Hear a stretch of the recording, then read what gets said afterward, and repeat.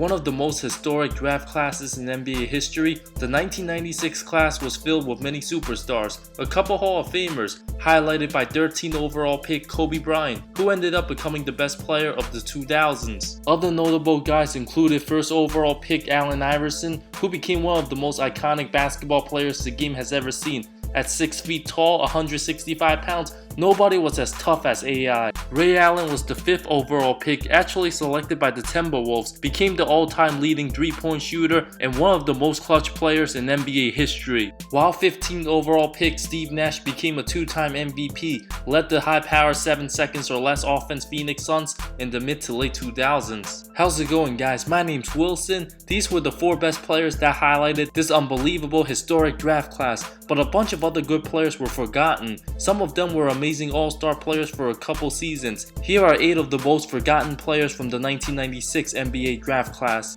Marcus Camby. Drafted 2nd overall behind Allen Iverson, Camby was a solid underrated center after winning the John Wooden Award and the Naismith College Player of the Year in '96. He would forgo his senior year to enter the NBA draft, where the 6'11 center was a monster at protecting the rim, known for his block shots, was also money from mid-range. After a 19-year career, Camby was best known for his time with the Knicks and Nuggets, made 2 All-Defensive Second Team and 2 All-Defensive First Team, had a huge impact for the '99 Knicks in the playoffs in replacement of the injured Patrick Ewing. Although he was never an all-star and his body was betrayed by multiple injuries, Camby was never able to play 80 games in any season, but his interior presence was vital for his team's success. Led the league in block shots from 05-06 to 2008, had 10 seasons posting double-digit rebounds, was named Defensive Player of the Year in 2007. Prime Camby would absolutely have been a Defensive Player of the Year candidate in today's game, finished his career 13th all-time in total blocks. Shareef Abdur-Rahim, recently named the president of the G League, replacing Malcolm Turner. Abdur-Rahim was one of the most forgotten power forwards, a fantastic player during the late 90s to mid 2000s, was the first ever draft pick by the Vancouver Grizzlies. As the 3rd overall pick, Abdur-Rahim finished 3rd in the Rookie of the Year ballot, putting up 18.7 points his first season, was the best player on Vancouver, where he had absolutely no help, averaged 23 points a game his 3rd season, spent most of his career on bad teams. The Grizzlies had a horrendous 86 and 292 record overall while he played in the Pacific Northwest. That's why he never got the recognition he deserved, was traded to Atlanta, making his only All-Star appearance in 2002. After spending 2.5 seasons with the Hawks, another team where he had no help, Shareef was traded to Portland in the middle of the 03-04 season, but his production began to dwindle. Made only 1 playoff appearance in 2006 with Sacramento in his 12-year career. That was also the only time his team finished above 500. Was forced to retire early due to persistent knee injuries. Played his last NBA game on November 12, 2007. Abdur-Rahim had career averages of 18.1 points, 7.5 rebounds,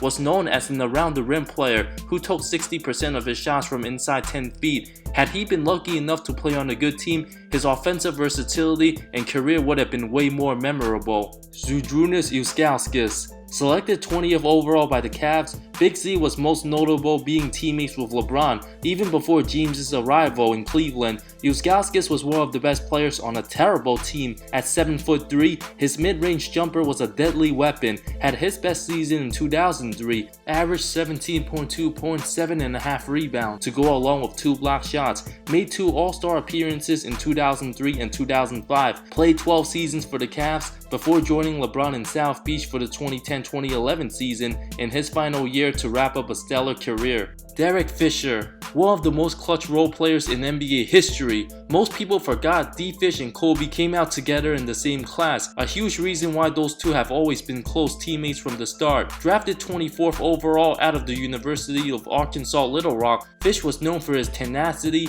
toughness, and leadership, was a critical part of the Lakers' first three-peat. Relied upon in crunch time, he always hit timely shots, most memorable for his incredible game winner in Game 5 of the 04 semifinals against the Spurs with 0.4 seconds left. Made all the winning plays, used to sacrifice his body, was brilliant at drawing charges. Played 2 seasons with the Warriors, one with Utah in 2007, where his 11-month-old daughter at the time had emergency 3-hour surgery. Fish wasn't sure if he was able to attend Game 2 of the second round series against his former team. Upon landing, he arrived in the third quarter, didn't even warm up in a tight game. The only shot he took, the biggest of the game, drained the go-ahead 3 with over a minute left in overtime, which gave his team a 2-0 series lead. Came back to Los Angeles the following season as the starting point guard, continued to knock down clutch shots in the playoffs, with him and Kobe winning 5 titles together. Fisher retired in 2014 and still currently holds the record for most playoff games played in the postseason with 259. Jermaine O'Neal, drafted 17th overall by the Blazers out of high school, O'Neal was one of the best forgotten great players in the 2000s, was a beast in his prime with the contending Pacers, during the mid-2000s as the best player on his team. Jermaine was also one of the best defensive big men, but was overshadowed by better players in his position like Tim Duncan and Kevin Garnett. The 6-time All-Star came off the bench his first 4 seasons for Portland, backing up Rasheed Wallace. Didn't become good until going to the Pacers. Averaged the season best 24.3 points in 04-05. Had excellent post moves, a nice fadeaway. Even finished third for MVP in 2004. Led his team to a regular season best 61 wins. Injuries unfortunately slowed him down towards the end of his career. Played his final season in 2013-14 at age 35. Stephon Marbury, who was the 4th overall pick out of Georgia Tech. The Brooklyn legend was a street baller, played with Kevin Garnett for the Wolves before being traded to New Jersey, had 8 seasons where he put up over 20 points, was one of the most entertaining point guards to watch, known for his highlight plays, wasn't really viewed as a team player, played 5.5 seasons with the Knicks where things went terrible. Last played in the league in the 08-09 season, came off the bench for Boston at age 32. Marbury was a 2-time All-Star for his career, became a legend in China, winning 3 championships with the Beijing Ducks, is viewed as a hero overseas where he was able to rejuvenate himself and find happiness. Antoine Walker, who was the 4th pick in the 96 draft, played his first 7 seasons with Boston. Him pairing up with Paul Pierce was fun to watch. Antoine made the All-Star team in 98, 02, and 03, averaged over 20 points for 5 seasons, was a solid scorer but very inefficient.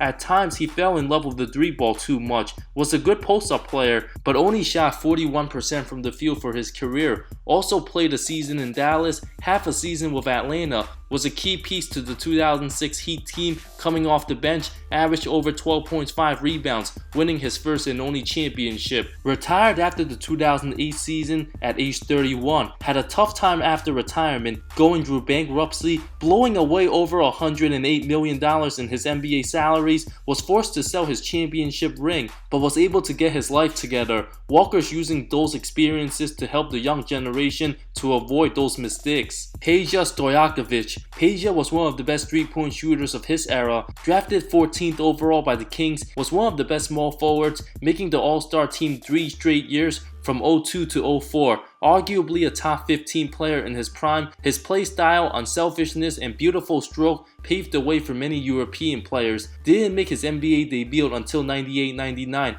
after an incredible career overseas. Had his best season in 2004, finished 2nd in the league in scoring, posting 24.2 points, even finished 4th in MVP voting that season, earning a spot on the All-NBA second team. Because those Sacramento teams weren't able to win a title, Stojakovic has been one of the most forgotten great players of the 2000s. Spent 1 season with the Pacers before playing in New Orleans as a solid role player for Chris Paul. Peja was also part of the 2011 Mavs team, came off the bench, finally won a championship before retiring, battled ongoing back and neck problems that hindered his play late in his career. Other notable players from the 96 draft class includes Kerry Kittles, Tony Delk, and Malik Rose. Ben Wallace would have been on this list if he was drafted. Ended up becoming the best undrafted player in NBA history. Earned a spot with the Washington Bullets to start out his career, and the rest was history. In my opinion, I do believe the 96 class is more stacked than the one in 2003. Let me know your thoughts on the comments below. Thank you so much for watching this video. I talk NBA comparisons, amazing storylines, NBA history, and anything basketball that will interest you. If you love the NBA, subscribe for more content, more great stuff coming soon. See you next time.